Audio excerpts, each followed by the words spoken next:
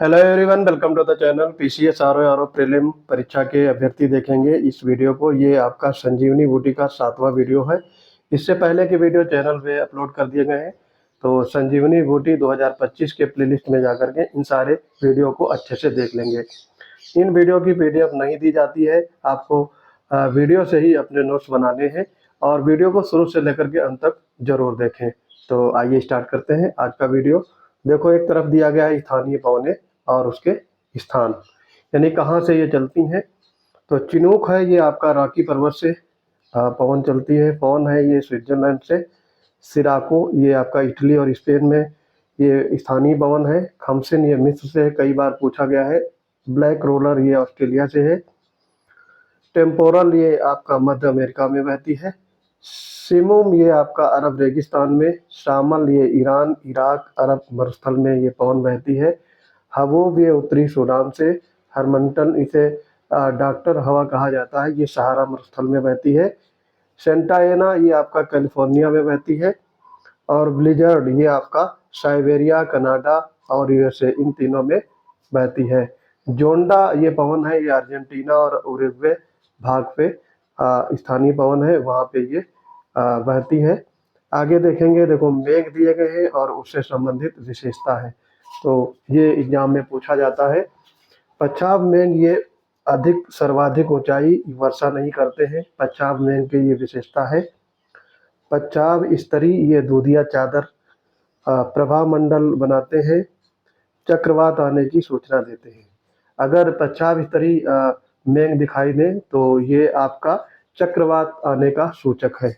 आगे देखेंगे इसमें पच्छाव कपासी मेघ ये छायाहीन और गोलाकार धब्बे वाले मेघ होते हैं और ये मैकर स्काई कहा जाता है इन्हें, मैकरी स्काई। स्तरी मध्य ये होते हैं भूरे नीले, वर्षा की संभावना काले वाले मेघ। तो स्तरी मध्य ये वर्षा की संभावना होती है, तो उसका ये सूचक है। कपासी मध्य ये है सफेद भूरे महीन चादर की तरह बिछे छायादार पताका मेघ इन्हें कहा जाता है, कपासी मध्य। स्तरी मेघ जो होते हैं कोहरे की भांति आकाश में पूरी तरह छाए रहते हैं। स्तरी कपासी मेघ जो होते हैं हल्के भूरे सफेद गोलाकार धब्बों के रूप में मौसम साफ होने का सूचक देते हैं।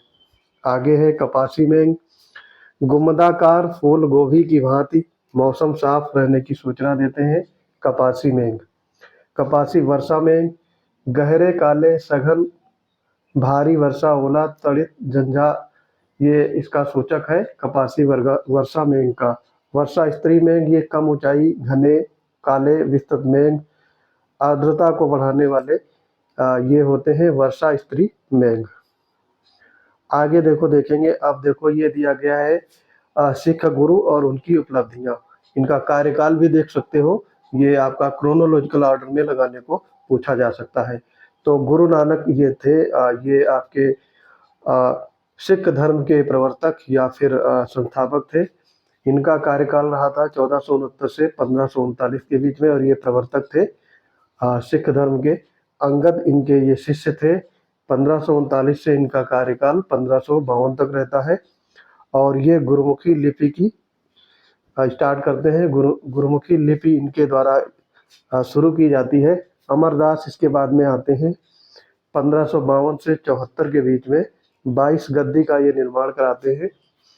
फिर आते हैं रामदास, इनका कार्यकाल रहता है 1574 से 81 के मध्य में। अमृतसर के ये संस्थापक रहते हैं। उसके बाद में अर्जुन देव, सिख गुरु के 5वें गुरु, सिख धर्म के 5वें गुरु, ये 1581 से 1606 में और स्वर्ण मंदिर की स्थापना करते हैं। उसके बाद में हरगोविंद, ये 1606 से 1644 के मध्य इनका कार्यकाल रहता है और ये अकाल तख्त की स्थापना करते हैं। हर राय ये 1644 से 61 के बीच में उत्तराधिकार युद्ध इन्होंने ही किया था, इनके समय में हुआ था, ये लड़े थे उत्तराधिकार और विजयी हुए थे। हरकिशन ये है 1661 से 64 के बीच में। न्यूनतम कार्यकाल इनका रहता है और इनकी अल्पवयस्क अवस्था में ही मृत्यु हो जाती है। गुरु तेग बहादुर या तेग बहादुर इनको कहा जाता है।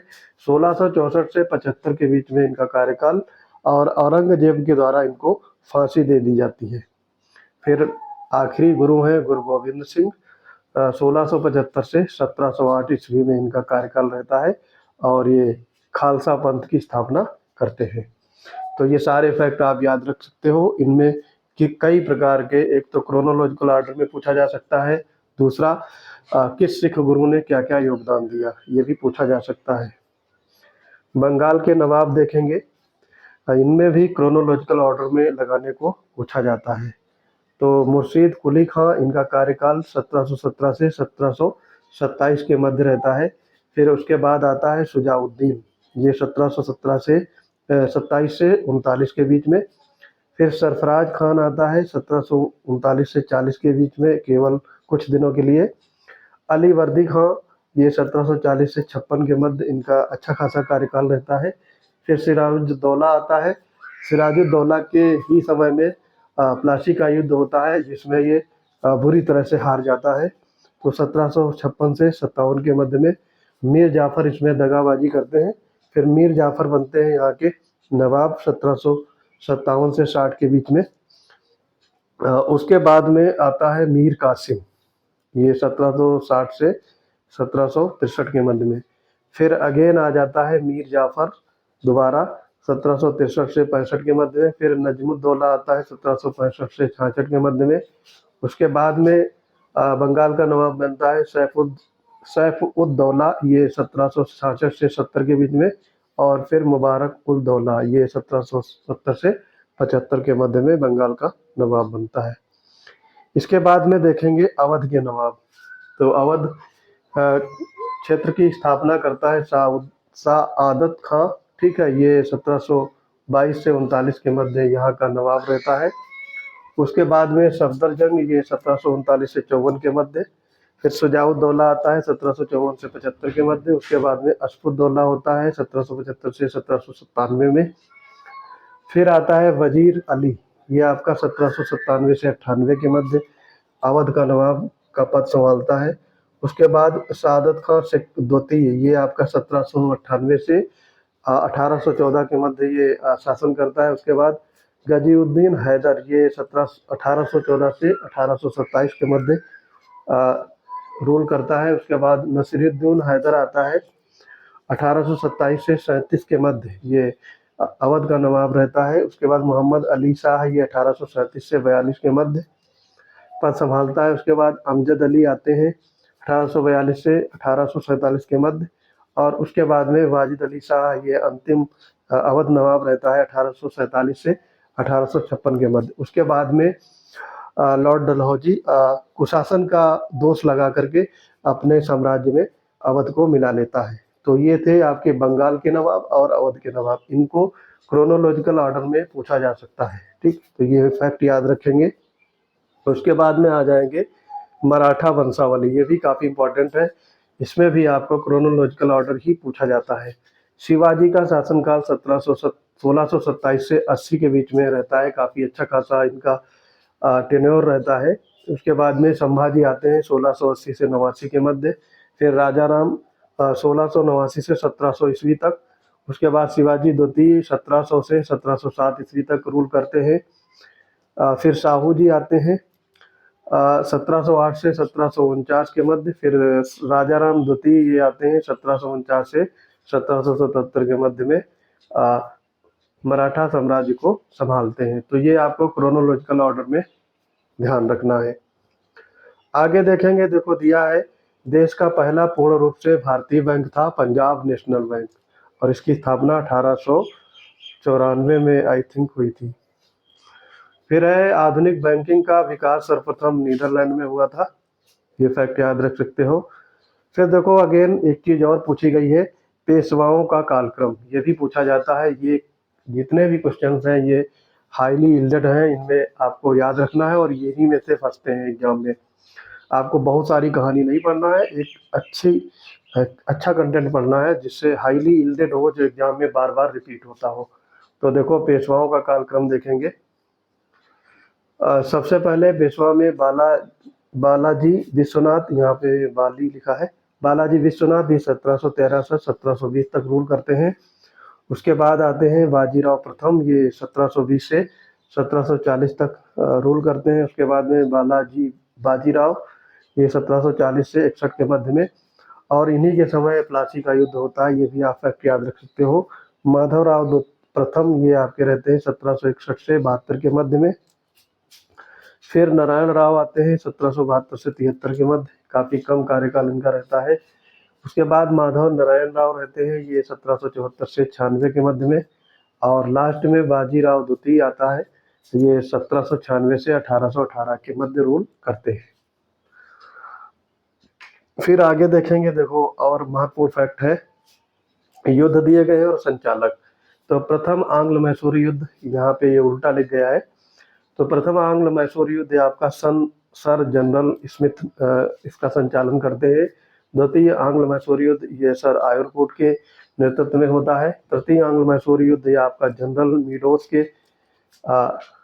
सेनापतित्व में होता है या संचालन करते हैं। फिर चतुर्थ आंग्ल मैसूर युद्ध ये आपका जनरल स्टुअर्ट के द्वारा संचालित होता है या सेनापति इसके रहते हैं।